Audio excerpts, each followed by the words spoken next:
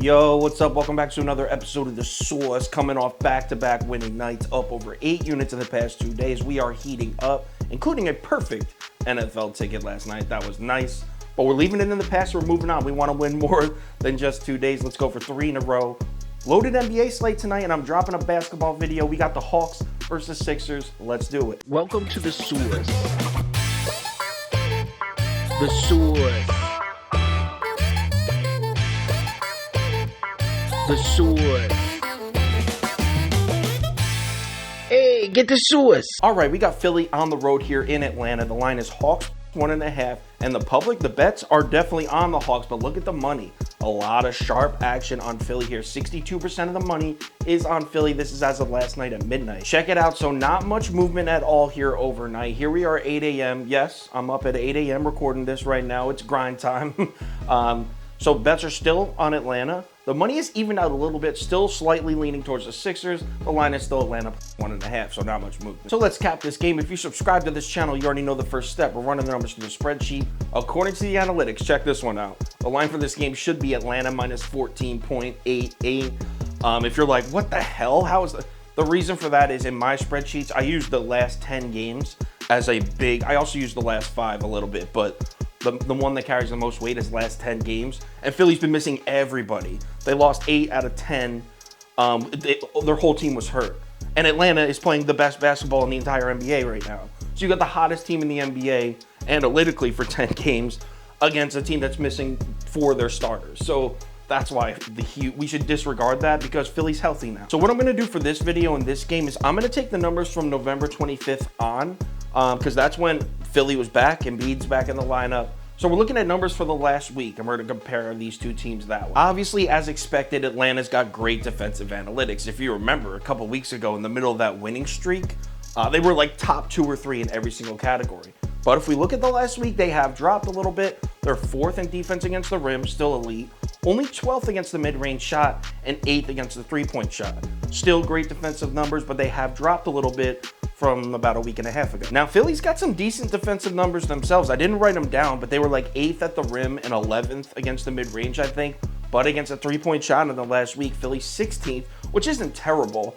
But they have been a little bit susceptible to the three-point shot. Now, at first glance, you might be like, oh shit, that's horrible news because the Hawks over the last week are shooting over 40% from 3. You'd be like, oh my God, this is a nightmare. Philly's gonna close that up. But if you look a little deeper, and I looked at three-point frequency, the Hawks are actually 25th in the NBA. Just 33% of their field goal attempts come from beyond the arc.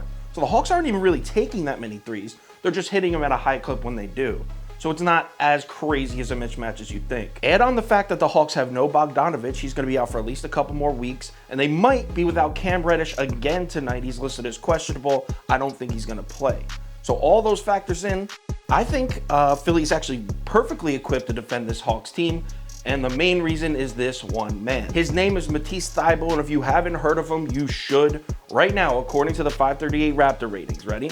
Analytically, the best players in the NBA that have played a minimum amount of minutes. Number 1, Rudy Gobert. Number 2, Giannis. Number 3, Nikola Jokic. And number 4, Matisse Thybulle.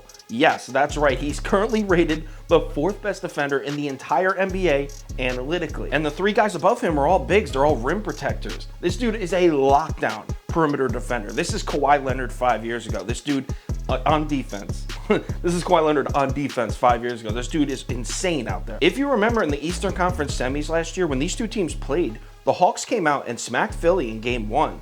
Then Doc Rivers made the switch. Instead of putting Danny Green or Seth Curry even ran a few minutes covering Trae. They switched it up, started putting Ben Simmons and Thybulle on Trae Young to put a longer defender on him, cut off his passing lanes, stop those floaters, and it worked. Philly won games 2 and 3. Now, they eventually did lose that series, so the Hawks figured it out. But overall, putting that long defender on Trae really gave McMillan and the Hawks offense some problems there. Made them switch their game plan up. Look, I plan on betting both of these teams a lot over the next month or 2 unless anything changes. Atlanta's been hot as hell for 3 weeks, right? Bet Atlanta a lot. As far as Philly goes, they've lost like 10 of their last 13 or something crazy. They're finally healthy. I think this team's about to go on a rampage. I've been saying it for a few days now. I think Philly's going to win 11 or 12 of their next 14, something like that, which is why I'm taking them. I'm riding with Philly here on the road against maybe the hottest team in the NBA. It's a bold bet, but I like it. Give me the Sixers 1.5. Definitely will be in the top 7 bets tonight. Probably not the bet of the, definitely not the bet of the day. It will be in the top 7 though.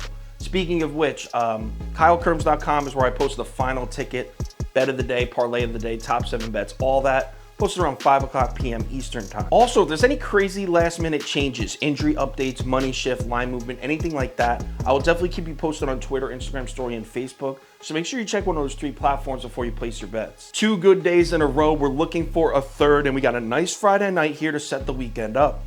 Loaded NBA slate tonight. 2 conference championship college football games. Then tomorrow's conference championship Saturday. This is going to be a great weekend. I want all 3 days in the green.